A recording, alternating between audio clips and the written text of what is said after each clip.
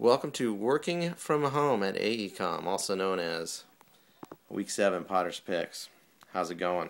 Chilling, watching the NFL Network. Why they're showing the Canadian Football League, I'm not really sure, but I don't know. Beats sitting in the office. Quick recap of Week 6 before we jump into Week 7 picks. Third and longer, the dream season, the undefeated season. Bergfalk, riding the airplane, never getting off it. Done. Circus McCork is 92.65 over third and longer. See you later. Seatown Cultural Nation bounces back after a couple losses to edge top of the heap.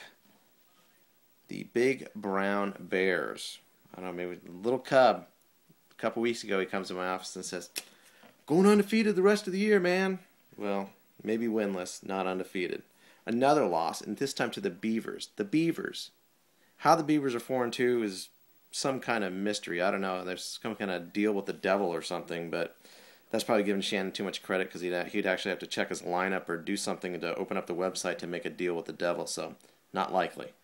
He Hate Me, high point scorer for the week with 99, beats bottom of the barrel, 99.84. Peyton Manning, 23 points to lead the way for the Hate. The Mashers, another big week. Tony Romo, second straight week as Fantasy Stud of the Week. He had 28 this week. Calvin Johnson had 20, and Greg Jennings, 19 points for the Spotted Owls, but that's about all they had. 94-74 the final for the Mashers. And finally, the turd of the week. Going into Monday Night Football, ex-commish and the Pillaging Peacocks tied at 80.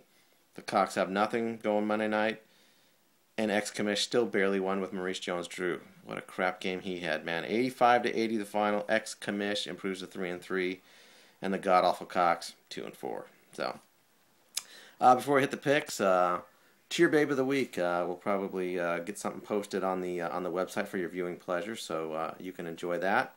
But I don't know how I could put anything on here, so deal with it.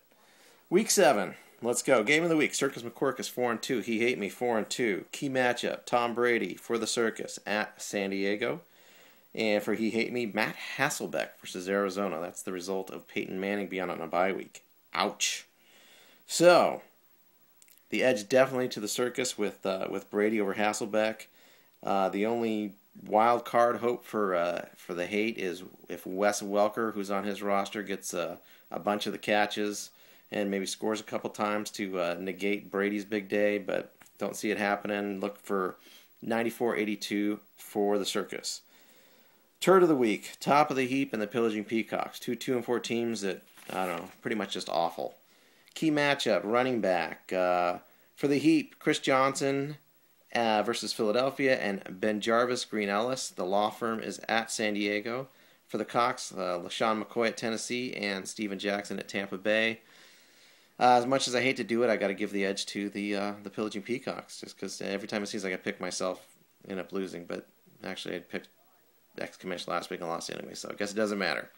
I just think McCoy and Jackson are going to do a little better. Chris Johnson can go off, but I just don't see the law firm doing a whole lot in San Diego against their run defense. So, 88-80 is going to be the predicted score for the Cocks over the Heap. The big hope for top of the heap is Kyle Orton to Brandon Lloyd going against the Raiders defense this week. So it could swing the other way if they have a big game. So.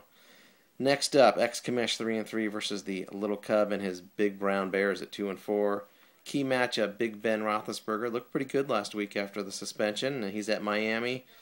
I give him the edge over Carson Palmer at Atlanta. The Bengals are just a disaster, and T.O. and Ocho are, I don't know, pretty lame, other than unless you're talking about reality TV. 93-87, the predicted score for ex-commish over the Big Brown Bears. Third and long, 5-1 versus the Spotted Owls, 1-5. Upset special. The undefeated season for Bergfalk could turn into a big losing streak here. Justin Forsett and Marion Barber for third and long at running back versus Michael Turner and Chris Ivory, and for the injured Pierre Thomas. For the Spotted Owls, they got the edge, and third and longer, they got Antonio Gates banged up, Pierre Thomas out injured, Reggie Wayne on bye, Santonio Holmes on bye, Dustin Keller on a bye, and Aaron Rodgers slightly concussed still, and just he hasn't looked good for about 4 weeks. So But if he comes up big against Minnesota in an FU game against Brett Favre, then maybe there's something there, and third long can turn it around.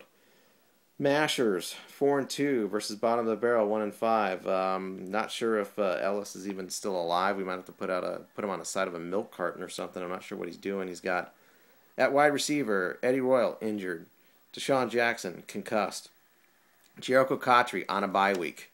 Oh, and Steve Breston coming off of surgery. That's your one receiver you actually have to put in a lineup. So don't look for much there against Randy Moss and Donald Driver going head-to-head, Green Bay, Minnesota. So Mashers 100, bottom of the barrel 70. Ugly, ugly. And another one where the Beavers 4-2 versus the Nation 4-2.